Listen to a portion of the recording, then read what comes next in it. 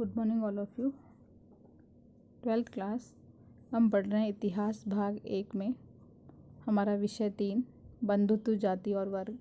आज हम इसमें संपत्ति के बारे में जानेंगे कि संपत्ति अलग अलग वर्णों में किस प्रकार से बटी हुई थी, किस प्रकार से पुरुष और स्त्री के पास धन होता था।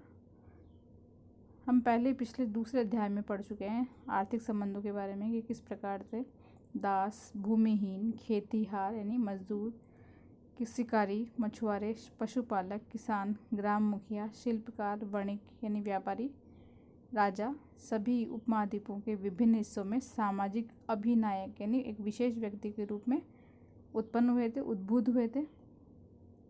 उनके सामाजिक स्थान इस बात पर निर्भर करते थे कि आर्थिक संसाधन जो भी थे, यानी कि जो पैसे के जो सोर्स थे, आर्थिक संसाधन जो थे वो कितने नियंत्रण में थे, और ये जो आर्थिक संसाधन थे इन्हीं के परीक्षण और संसाधनों के नियंत्रण से समाज में किस प्रकार से संसाधन बटे हुए थे, इन्हीं को अब हम जानेंगे। क्योंकि सब ये जन्म से परे था, ये जन्म से हासिल नहीं था, जन्म के बाद का था। व्यक्ति स्वयं प्राप्त करेगा संपत्ति, जन्म से नहीं है उसको। यहाँ बताया गया है कि महाभारत में एक महत्वपूर्ण प्रकरण था, एक महान कहानी जैसी थी कौरवों और पांडवों की। वो हम जानते हैं कि किस प्रकार से जो कौरव थे उन्होंने अपने जो प्रतिद्वंदी जो युधिष्ठिर था उसको दूत क्रीड़ा में दुर्योधन ने निमंत्रण दिया और अपने प्रतिद्वंदी को दूत में उसने हरा दिया। स्वर्ण यानी सोना, हस्ती यानी हाथी, रथ, दास, सेना, कोष यानी जितना भी उनका खजाना था वो, उनकी प्रजा की संपत्ति, अनुज यानी उसके छोटे भाई, और स्वयं को भी दाव लगा दिया। किसने? युधिष्ठिर ने। दूत क्रीड़ा में इस प्रकार से आमंत्रित किया और जो दुर्योधन ने इस प्रकार से खेला कि युधिष्ठिर सब कुछ हार गया।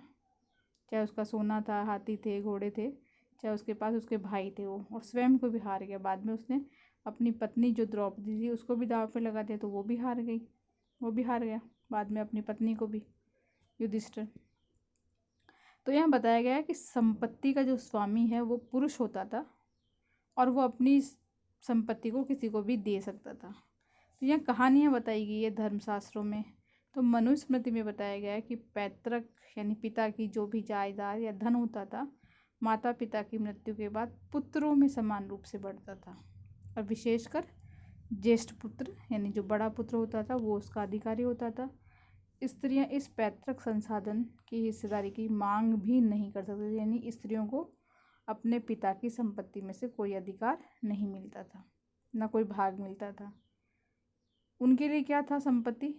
अगर विवाह है उनका स्वयं का, तो विवाह में जो उपहार मिलते थे उनकी वो मालकिन होती थी, स्वामित्व होता था उनका, वही उनका स्त्री धन था।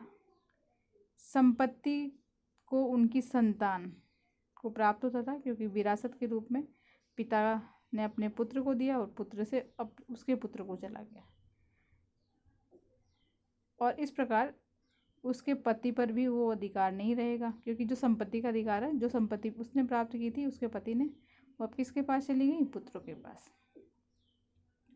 और मनुस्मृति में ये भी बताया गया है कि स्त्रियों को पति की आज्ञा के विरुद्ध पारिवारिक संपत्ति और स्वयं अपने बहुमूल्य धन गुप्त संचय के विरुद्ध भी चेतावनी दी गई थी, यानी कि स्त्रियां अपना स्वयं का कोई धन नहीं रखेंगी, ना वो पारिवारिक संपत्ति रखेंगी, ना कोई धन रखेगी, क्योंकि स्त्री धन तो है ही नहीं, बस सिर्फ जो उसको विवाह में उपहार मिले हैं वो है स्त्री धन है।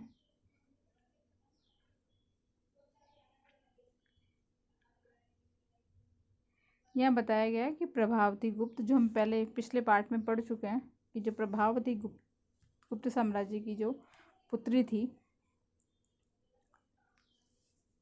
उसने दान आदि दिया था। तो साक्ष्य, अभिलेख और साहित्यिक इस बात की ओर इशारा देते हैं कि जो उच्च वर्ग की महिलाएं थी, यानी राजा महाराजाओं की जो पुत्री थी, उनके पास धन के संसाधन होते थे, उनकी पैठ होती थी, यानी उनके समाज में मान सम्मान इज्जत होती थी।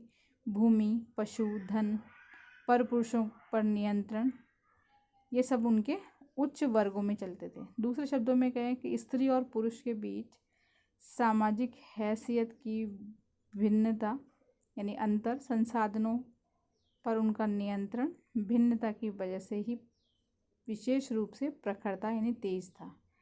यानी एक तरह से ये जो जितने भी संसाधन हैं धन प्राप्ति के, आय के कह सकते हैं, या स्वामी संपत्ति के स्वामी का कह सकते हैं। तो ये सभी कैसे थे, एक दूसरे वर्ग के अंतर को दिखाने वाले थे। यहाँ बताया गया है कि पुरुषों को मनुस्मृति में बताया गया है कि धन अर्जित करने के लिए 7 तरीके थे। विरासत यानी उनको मिलता था पिता से, या खोज करते थे या खरीद लेते थे, जीत लेते थे, निवेश यानी कुछ पैसा खर्च करके फिर ले लेते, कार्य के द्वारा भी वो धन प्राप्त कर सकते थे, संपत्ति अर्जित कर सकते थे। स्त्रियों के पास क्या था अर्जन करने के 6 तरीके थे। या तो विवाह में अग्नि के समक्ष जो प्राप्त हुई है, या वधुगमन यानी जो वो जा रही है वधु के रूप में तो उसको कुछ भेंट मिली है, उपहार मिले, या स्नेह के रूप में कुछ उपहार मिले हैं माता पिता के द्वारा, या अपने पति के द्वारा कुछ अनुराग में मिले हैं। तो ऐसी जो थे वो सब क्या थे, उसकी संपत्ति होते थे। अब बात करें हम वर्ण और संपत्ति के अधिकार की, तो ब्राह्मण ग्रंथों में संपत्ति का अधिकार एक आधार था लैंगिक आधार पर, यानी कि केवल पुरुषों को ही संपत्ति का अधिकार बताया गया था। और इसमें भी वर्ण व्यवस्था जो थी हमारी, उस वर्ण व्यवस्था में शूद्रों को कोई अधिकार नहीं था, बाकी सब ब्राह्मण, वैश्य या शूद्र इनको ही अधिकार होता था, क्षत्रियों को अधिकार होता था। और इसके आधार पर यह बताया गया कि 3 जो उच्च वर्ण थे उनके पुरुष विभिन्न प्रकार की जीविकाओं की संभावना रखते थे और सब प्रकार के कार्यों में उन्हीं को धन की प्राप्ति होती थी या उनको संपत्ति का अधिकार था। ब्राह्मण क्षत्रिय सबसे धनी व्यक्ति होते थे। कुछ हद तक सामाजिक वास्तविकता से मेल अगर हम देखें उस समय के उदाहरण ऐसे मिलते हैं कि जो पुरोहित हैं, राजा हैं या ब्राह्मण हैं, वो बहुत अधिक धनी होते थे। उनका चित्रण भी चित्रण है वो भी ऐसा ही किया गया था। पुरोहित बहुत अधिक धनी बताए गए और कहीं कहीं जो ब्राह्मण है उनको निर्धन भी बताया गया है। एक और स्तर है यानी उनका लेवल है। और जहाँ समाज में ब्राह्मणी दृष्टिकोण, धर्मसूत्र और धर्मशास्त्र संहिता बद्ध किया जा रहा था, उस समय इन परंपराओं के अनुसार वर्ण व्यवस्था की आलोचना भी की गई थी। इस वर्ण व्यवस्था में क्या है, कुछ तो बहुत धनवान है, कुछ बहुत गरीब है। और बौद्ध धर्म जैसे जैसे विकसित हुआ था तो बौद्ध धर्म ने ये भी स्वीकार किया था कि समाज में उस समय विषमताएं हैं, और इस प्रकार की जो विषमताएं हैं वो जन्म के आधार पर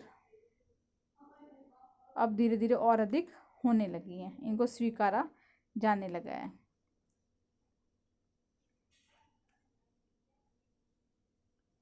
तो यहाँ एक कहानी दी गई है जिसमें ये बौद्ध ग्रंथ था मध्यम निकाय।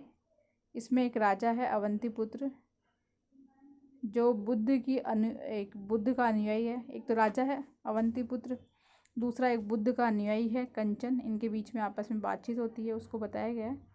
और ये जो कहानी है वो बताती है कि 4 वर्णों में कोई भेद या अंतर नहीं था। इसमें जो अवंती जो राजा है वो कंचन से पूछते हैं कि ब्राह्मणों के बारे में उसकी क्या राय है, तो सर्वश्रेष्ठ है या निम्न है या किस प्रकार के है। तो ब्राह्मण वो बताता है कंचन कि ब्राह्मण कैसे हैं, शुभ्र हैं, शुभ्र यानी सफ़ेद, और अन्य जातियाँ काली है। केवल ब्राह्मण ही पवित्र है, अन्य नहीं है। ब्राह्मण ब्रह्मा से पुत्र उत्पन्न हुए, ब्रह्मा से इनका जन्म हुआ है और ब्रह्मा के मुख से उत्पन्न हुए हैं और ये ब्रह्मा के वंशज है, ऐसा वो बताता है। तो कंचन ने उत्तर दिया, क्योंकि क्या यदि शूद्र धनी होते और दूसरा शूद्र या क्षत्रिय, फिर ब्राह्मण या वैश्य कोई भी विनीत स्वर में बात करता कोई, अगर मान लो शूद्र जो बहुत निम्न श्रेणी के अगर वो बहुत धनवान है तो दूसरे जो 3 वर्ग हैं वो क्या उससे और अच्छे से बात करते हैं। तो अवंतीपुत्र राजा उत्तर देते हैं कि शूद्र के पास धन अथवा अनाज, कोई भी जो सोना चांदी, रजत चांदी ये सब मिलती है तो दूसरे शूद्र को आज्ञाकारी सेवक के रूप में प्राप्त कर सकता है। यानी वो किसको और सेवक बना सकता है, दूसरे शूद्र को। इस प्रकार से वो अपनी आज्ञा का पालन भी करवा सकता है और वो और अधिक विनीत से बोलेगा। अथवा वह क्षत्रिय, ब्राह्मण फिर वैश्य को भी आज्ञावाही सेवक बना सकता है। अगर पैसा है उसके पास तो वो उसको भी बना सकता है। तो कंचन ने पूछा यदि ऐसा हो कि उसके पास पैसा और वो 4 वर्णों में से किसी को रख लेता है तो फिर क्या समान नहीं हो।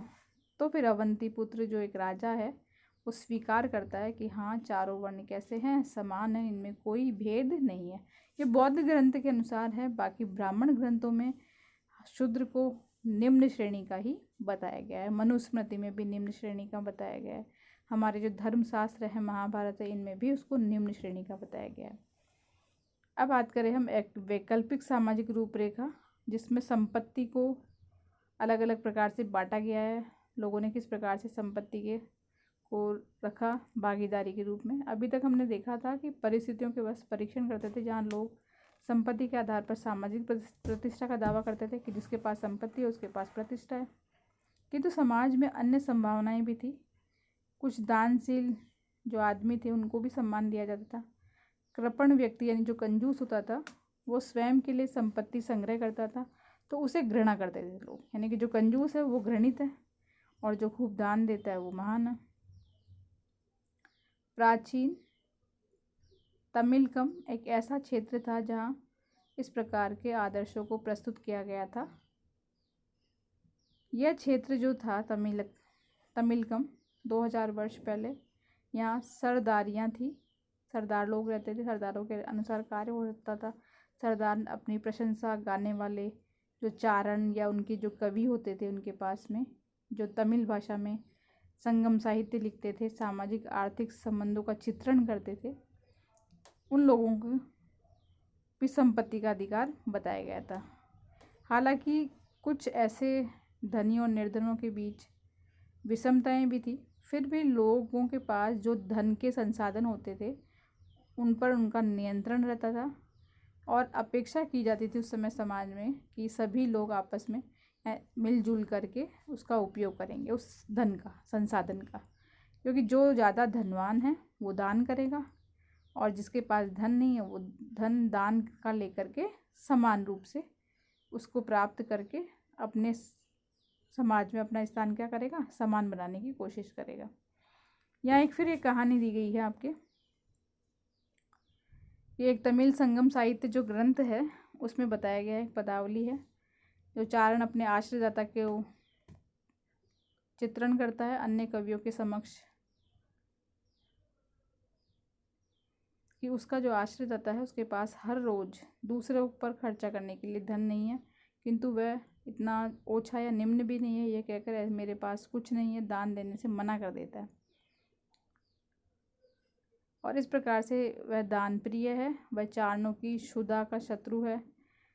इस प्रकार से उसका उल्लेख करता है, यदि तुम अपनी गरीबी को समाप्त करना चाहते हो तो मेरे साथ आओ, तुम भी चारण बन करके और इस गुणगान को करोगे तो वहाँ से तुम्हें क्या मिल सकता है, एक तरह से धन मिल सकता है। यदि हम उनसे प्रार्थना करेंगे, अपनी भूख क्षीण करने के लिए उनको पसलियाँ दिखाएंगे, तो सक्षम जो गांव के जो लोहार है उनके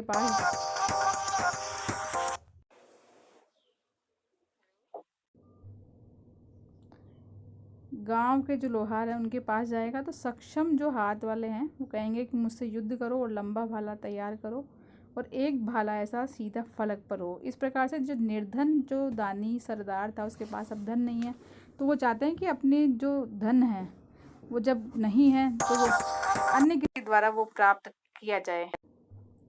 इस प्रकार से